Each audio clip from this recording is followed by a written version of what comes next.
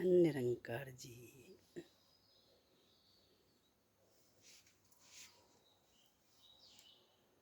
आज मेरे मन में प्रातःकाल ब्रह्म मुहूर्त पर जो भी विचार आते हैं मैं उनको शेयर करती हूँ, क्योंकि वो ही सनातन विचार होते हैं। निराकार सनातन है, निराकार सनातन है, क्योंकि निराकार ने जब इस सृष्टि नहीं थी तब भी ये निराकार था। आज ये सृष्टि है तो निराकार है, और ये जब इस सृष्टि नहीं रहेगी तब भी निराकार रहेगा।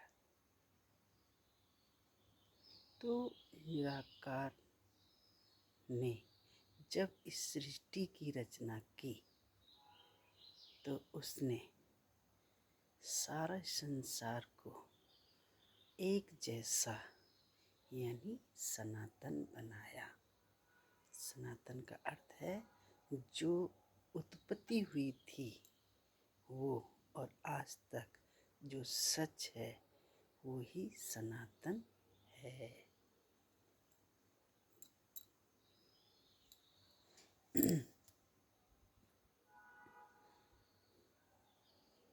क्योंकि प्रभु ने ये संसार की रचना की, इस संपूर्ण संसार की जो रचना की है, ये जैसे उत्पत्ति के समय थी आज भी वैसी ही है। जैसे उत्पत्ति के समय थी आज भी वैसी है। इसका मतलब सनातन, एक जैसा, ये सच है ही सनातन है। प्रभु ने संसार की रचना करते समय सूरज, चांद और तारे बनाए, तो वो भी क्या है, एक जैसे ही आज तक है, और जब इनका अंत होगा तब भी ऐसे ही रहेंगे। फिर प्रभु ने आकाश बनाया, गगन बनाया, पाताल बनाया, और इसके बीच में जीव बनाया, पवन बनाया। ये भी आज तक सनातन है, जो दिखते नहीं हैं हमको पर महसूस करते हैं। सूरज चांद तो दिखते हैं, तारे भी, परंतु ये शब्द जो हम बोल रहे हैं ये दिखते नहीं हैं, हम महसूस करते हैं। जीवात्मा जो हमारे अंदर है वो दिखती नहीं है पर हमको चला रही है। पवन जो हमको टच करता है, इसमें देखो कितनी सुंदर सुंदर ठंडी हवा आ रही है, तो ये पवन को हम महसूस कर रहे हैं पर ये दिखता नहीं है। सत्य है ये। धरती पूरे विश्व में एक जैसी है, कहीं ऊंचे ऊंचे पहाड़, कहीं मैदान और कहीं पठार है, पर एक जैसी ही बना रखी है। अब धरती के बाद आप देखो, इस धरती के अंदर अग्नि, और अग्नि के साथ जल, जिसको हम टच तो करते हैं पर पकड़ नहीं पाते हैं। ना हम धरती को टच करते हैं, हम धरती को पकड़ नहीं पाते हैं। हम पानी को टच करते हैं, हाथ में रखते हैं तो फिसल जाता है, हम उसको पकड़ नहीं पाते हैं। हम अग्नि के पास जाते हैं, आग ताप लेते हैं पर उसको पकड़ नहीं पाते हैं।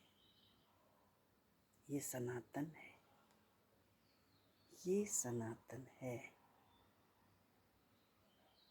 इसके साथ साथ ये भी सनातन है कि जो इस धरती पर प्रभु ने बनाया, चाहे पेड़ पौधे, नदी नाले, मैदान पठार और विभिन्न प्रकार की करोड़ों लाखों करोड़ों योनियां बना रखी हैं।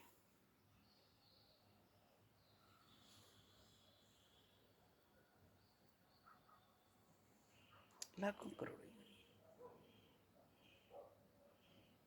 विभिन्न प्रकार की वनस्पतियां बनाई हुई हैं, जीव जंतु, हर पक्षी देखो इस समय उड़ रहे हैं, और ये मेरे साथी ब्रह्म मुहूर्त में उठती हैं। ये देखो क्या चिंचाहट होती है, ब्रह्म मुहूर्त में उठती है। ये प्रभु ने बनाया है। उनको जो सिखाया था, जैसे दिया था, आज तक वो वैसे ही हैं। पशु पक्षी जानवर, विशाल समुद्र के जानवर हों या छोटी सी चींटी हो, हाथी हो या शेर हो, जंगल में जितने भी पशु पक्षी जीव जंतु रहते हैं, जैसे थे आज भी वैसे ही हैं। यह सनातन एक जैसे, और इस सनातन पर एक मनुष्य ही ऐसा बनाया है प्रभु ने, जो सारी योनियों के बाद अंतिम योनि मनुष्य की जब प्राप्त होती है उसको, तो उसमें उसने उसको बुद्धि भी दी, विवेक दिया। और बोलते तो सभी हैं, भाषाएं तो बहुत सारी हैं, परंतु समझ के लिए उसने उसको एक ऐसा ज्ञान दिया जिसको हम कहते हैं वेद। जिस तरह सारी सृष्टि का निर्माण हुआ, ऐसे ही वेद का भी निर्माण हुआ। वेद भी किसी व्यक्ति ने नहीं बनाई है, ये भी सनातन है। केवल संसार में एक वेद ऐसा सनातन है जिसकी रचना प्रभु द्वारा जैसे अन्य चीज़ों की गई, ऐसे मनुष्य के लिए उसने वेद की रचना की। कि देख, मनुष्य अपनी बुद्धि और विवेक से इस सृष्टि को चलाने के लिए, कल्याण की बात सोचने के लिए, एक दूसरे के साथ समायोजित करने के लिए, परोपकार करने के लिए, कल्याण करने के लिए उसने मनुष्य को बनाया।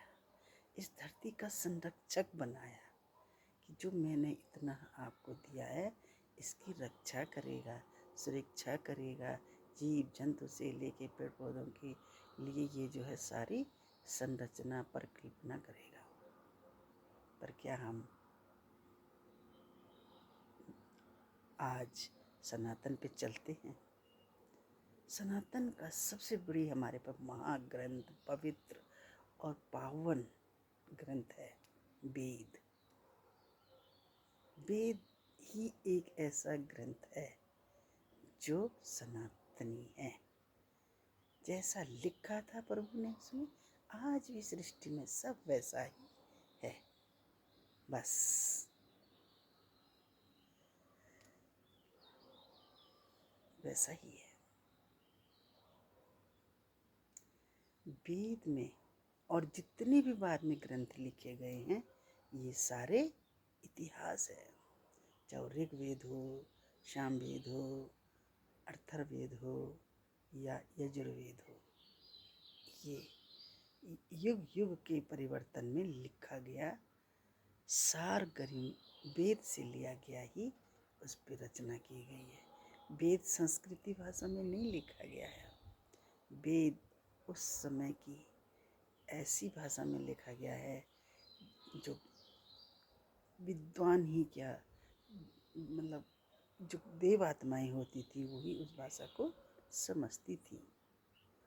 आते आते समय में ऋषियों ने फिर अपनी भाषा, जो हमारी सबसे पहले वेद के बाद उद्गम हुई थी, वो थी संस्कृत भाषा, और संस्कृत में ही तब अन्य सारा कुछ लिखा गया है।